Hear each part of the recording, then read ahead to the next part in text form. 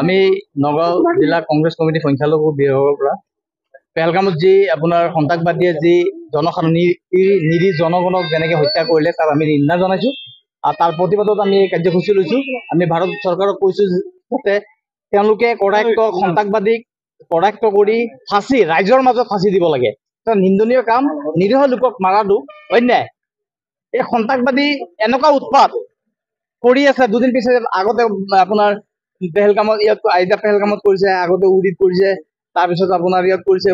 এই এটেকবিলাক যে হৈ আছে, আমাৰ চৰকাৰে চকু কাণ দিব লাগে, নিৰীহ লোকক হত্যা কৰিব নালাগে।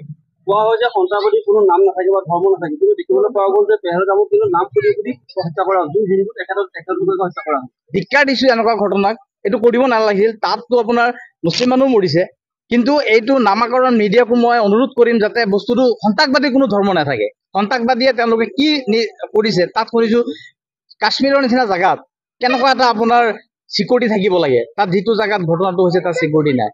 সেইটো যিয়ে নহওক, ঘটনাটো কৰা সন্ত্ৰাসবাদীক আমি ধিক্কাৰ জনাইছোঁ।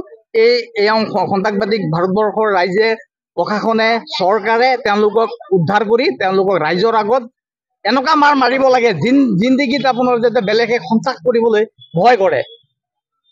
বিধায়ক আমিনুল ইছলামে মন্তব্য কৰিছে যে তাত যিটো ঘটনা সংঘটিত হ'ল তাৰ লগত দেশৰ যিবোৰ প্ৰধানমন্ত্ৰী জড়িত হৈ আছে, সেই আকৌ বিধায়কৰ মন্তব্য কৰিছে। এইটোতো তেওঁৰ নিজৰ কথা। এইটোতো কোনো চৰকাৰে চাব, এইটোতো কোনো চৰকাৰ জড়িত কেনেকে সন্ত্ৰাসবাদী ঘটনা চৰকাৰ জড়িত থাকে নেকি? যদি তেওঁ নিজৰ কিবা মন্তব্য দিছে সেইটো তেওঁ বুজিব। কংগ্ৰেছৰ ফালে সন্ত্ৰাসবাদী যোনটো মানে ঘটনা কৰিছে সেইটোক আমি ধিক্কাৰ জনাইছোঁ।